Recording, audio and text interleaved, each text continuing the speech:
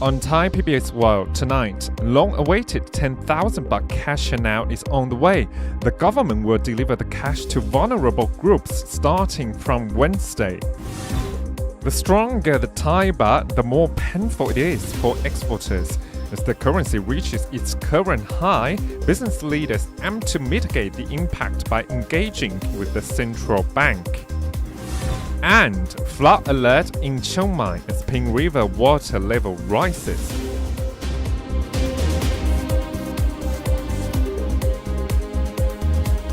You're watching Thai PBS World tonight. I'm Frank Kanshi. And I'm Nad Bunat. I think the first story, we don't need to wait anymore because the government has confirmed the 10,000 baht cash handout to Thai people, but particularly in vulnerable groups and disabled people. And with concern whether the app will work or not, of course, the Minister of DES, Digital Economy and Society, say that all platforms related to the scheme are working properly. And the Digital Economy and Society Minister Praset Chantrarongthong said this morning that all the applications through which disabled and vulnerable people can check for confirmation of their rights to receive the 10,000 baht benefit are functioning properly and have not experienced any faults. He also said that he does not think there will be any problem relating to the payment when the 10,000 baht is paid from Wednesday onwards for the 14.5 million disabled and vulnerable people, including welfare card holders. Many people of this group logged into 3 websites and the Rajai application to check for confirmation of their right to receive the money, while others called the Customer Relations Center for state welfare cards to seek confirmation. Well, according to the payment plan, the first group of 3 million people with their ID cards ending with 0 will get paid tomorrow, and this will be followed by another 4 million whose ID cards end with 1, 2, or 3 on Thursday, and the rest will get paid either on Friday or next Monday, September 30th. Meanwhile, the director of the Fiscal Policy Office and the spokesman for the Finance Ministry said that those among the disabled and vulnerable group of people who missed out or did not subscribe for the prompt pay system in time will still be entitled to the cash benefit to be paid on either October 22nd or on November 22nd, providing that they renew their ID cards for disabled people.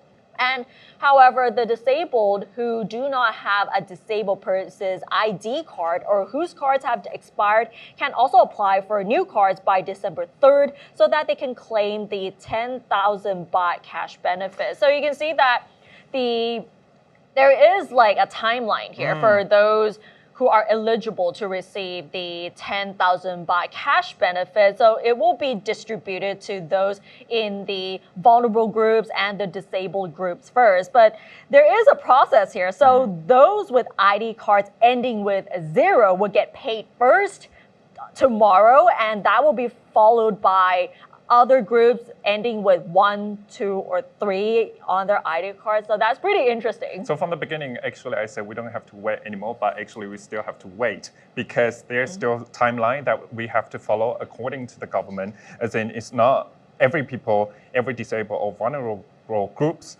they can get the cash benefit from today or from this week or from before end of September, because some people have to wait until December 3rd.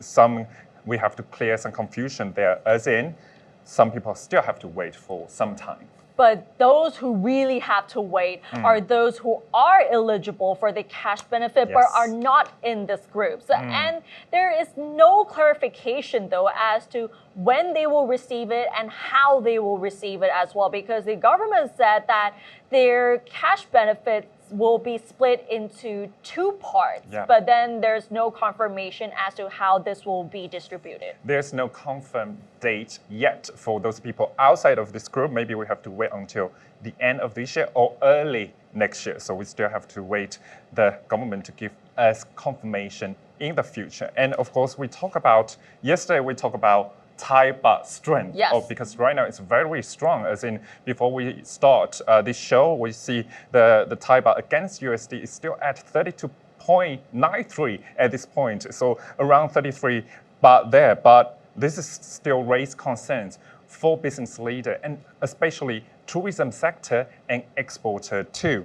The Thai Chamber of Commerce has called upon relevant agencies to take action in preventing excessive fluctuations in the baht value, urging that it be kept at an appropriate and stable level in line with both domestic and global economic conditions. The Thai baht reached a 19-month high yesterday, trading at 32.93 baht to the US dollar. This surge has raised concern among Thai exporters and tourism operators who fear significant impacts on their industries.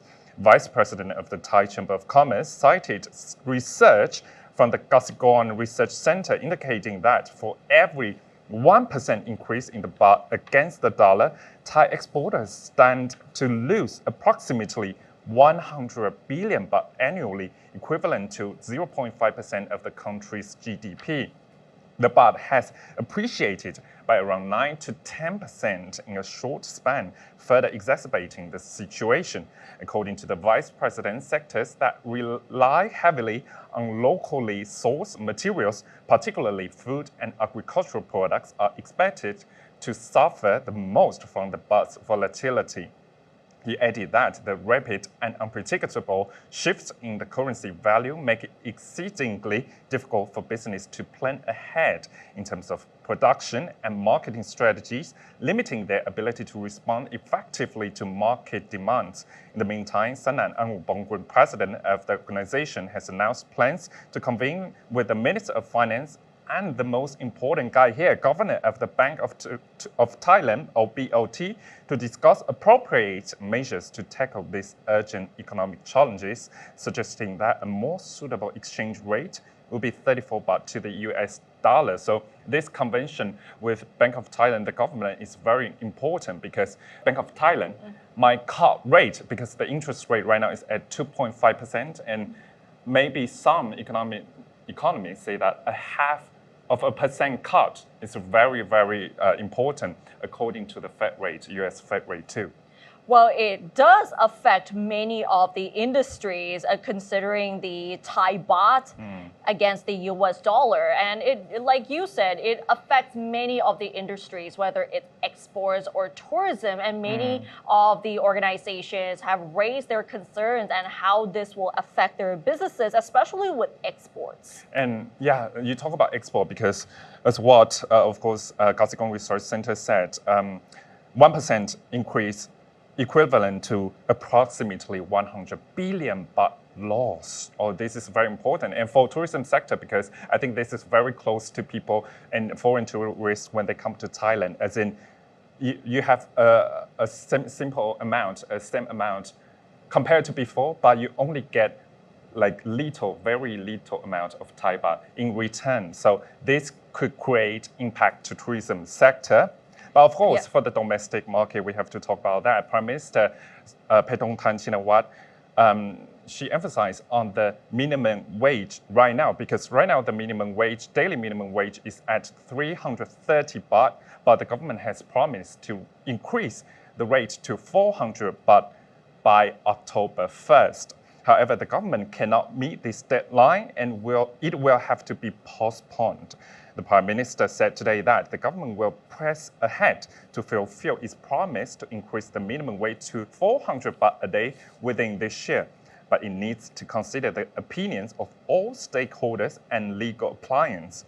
Earlier, Labour Permanent Secretary hinted that the 400 baht new minimum wage, which was scheduled to become effective on October 1st, may be postponed because the Wage Committee is yet to decide on the issue after two previous meetings of the panel were called off due to lack of quorum.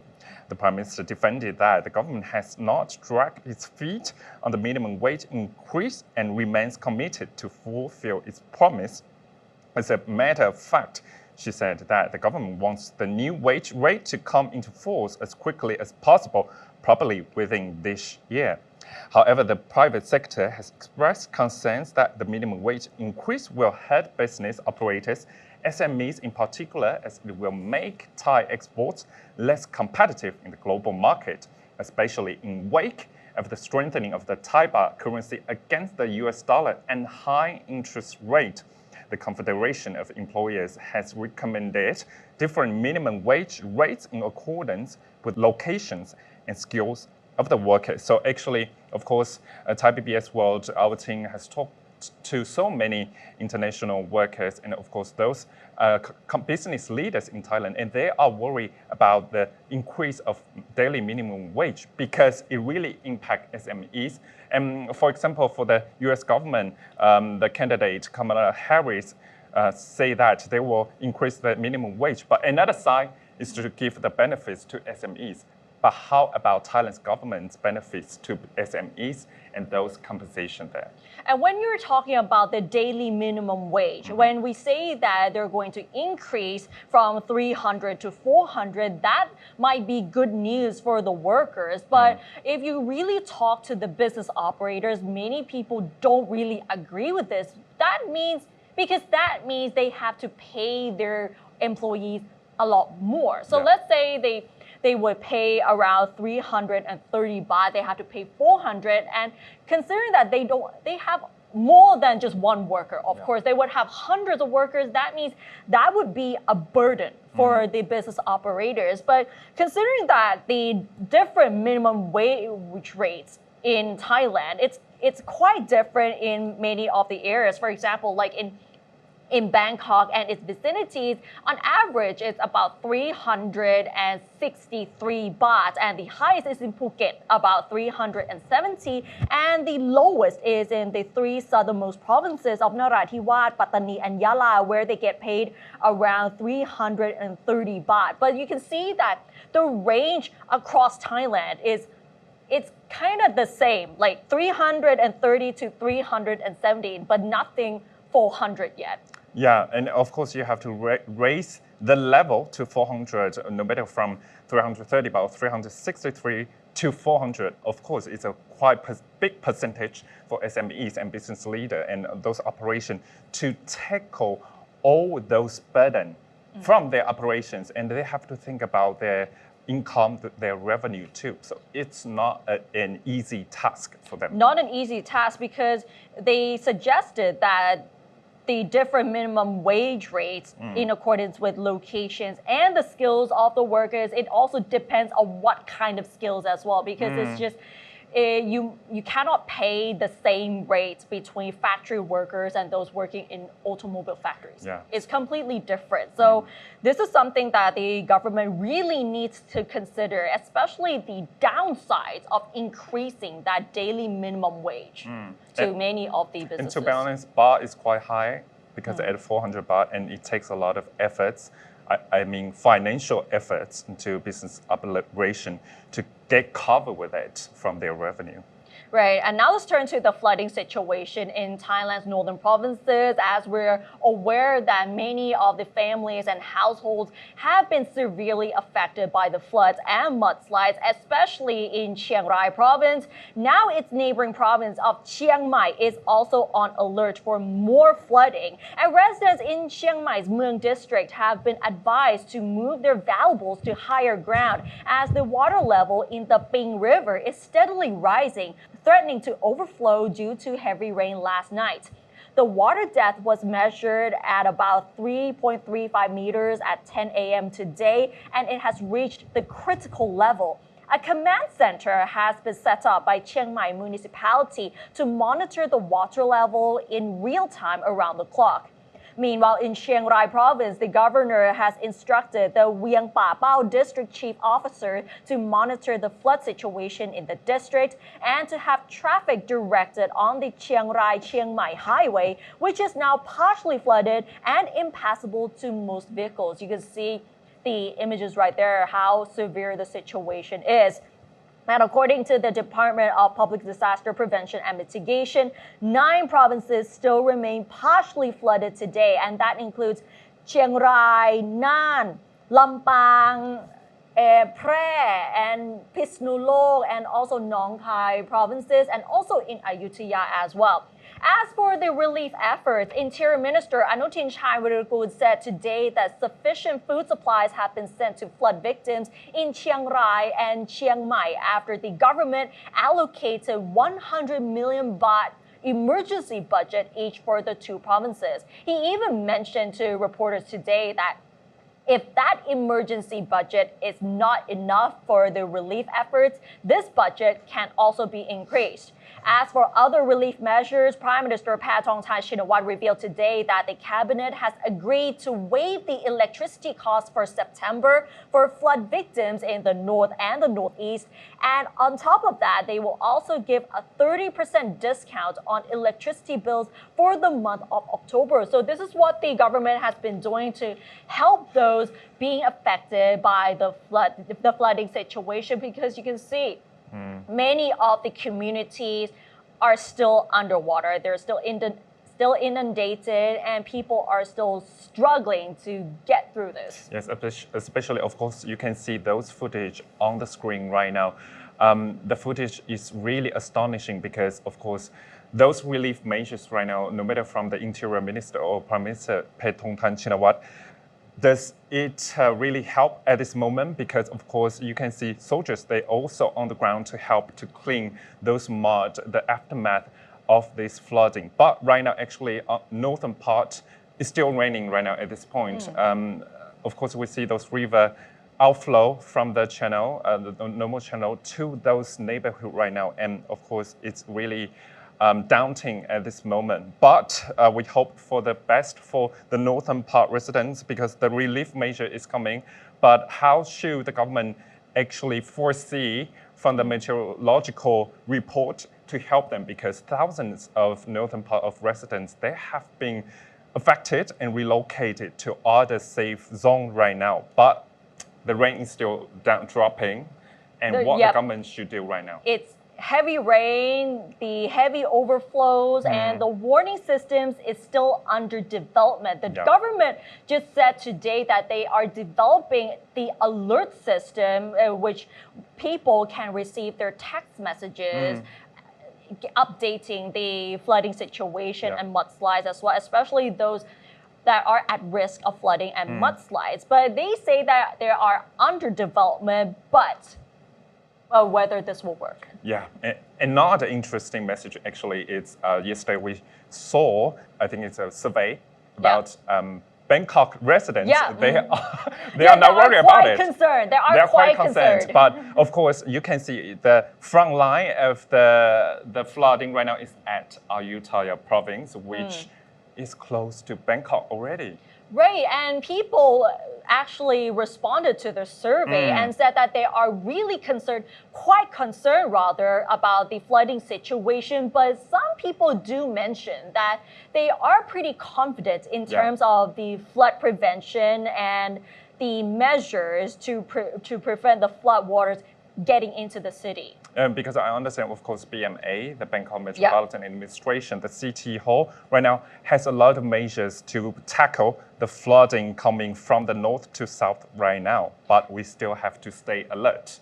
I think the whole country has to stay on alert, whether there will be floods or mudslides and especially in Bangkok. I'm pretty sure no one wants to be stuck in traffic because of the floods. And we'll end the program on environmental issues. You may have heard that Thailand has a negative reputation as the hub for illegal transporter trafficking of animals. So what happens to those animals that have been seized by the police? But the good news is that many of them have been treated and released back into the wild. As you can see right here, Thailand's Department of National Parks, Wildlife and Plant Conservation has released 372 animals back into the wild, most of which were seized from illegal animal trade.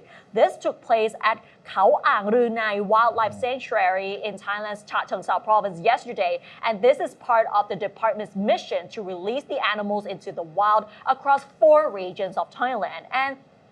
And out of the 370 animals that were released, there are 9 endangered species, and that includes a few examples like red jungle fowls and lesser whistling ducks, and even porcupines and turtles are released into the wild. And the department has released at least a total of 720 animals into the wild this year. And if we categorized them into 4 regions. 191 animals were released in Thailand's northern province of Phayao.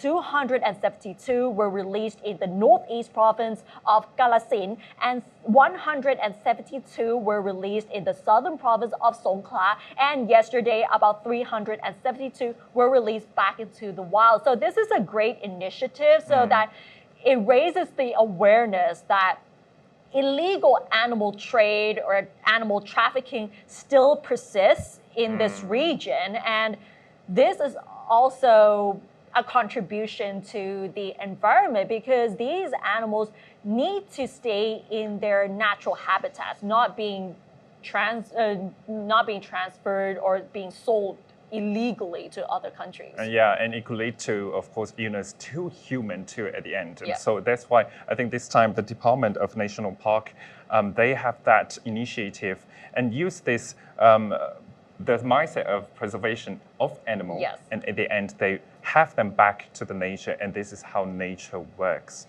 Yes, and so basically this is meant to raise awareness about the wildlife preservation because you can see that because of climate change and global warming, many of these animals are at risk of extinction. So this is a great initiative so that people can be much more aware of what is happening to these animals. And many of these animals are really hard to find at the moment. You don't get to see them in typical zoos across Thailand, but in these wildlife sanctuaries, you will get to see more exotic animals, and hopefully the population of these kind of animals will grow in Thailand as well. Yeah, and this is a very good way to keep the ecological cycle intact, very complex, as in, of course, as what you said, our government right now use this way to protect animals, to raise the awareness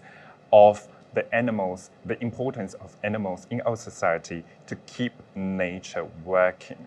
Right. And that wraps up tonight's edition of Thai PBS World Tonight. Join us every Monday and Tuesday at 6 p.m. on Thai PBS World's Facebook and YouTube Live. And don't forget to follow us on social media and our website, thaipbsworld.com, for all the latest updates about Thailand as well as analyses. Thanks for watching, and we'll see you next week. สวัสดีค่ะ สวัสดีครับ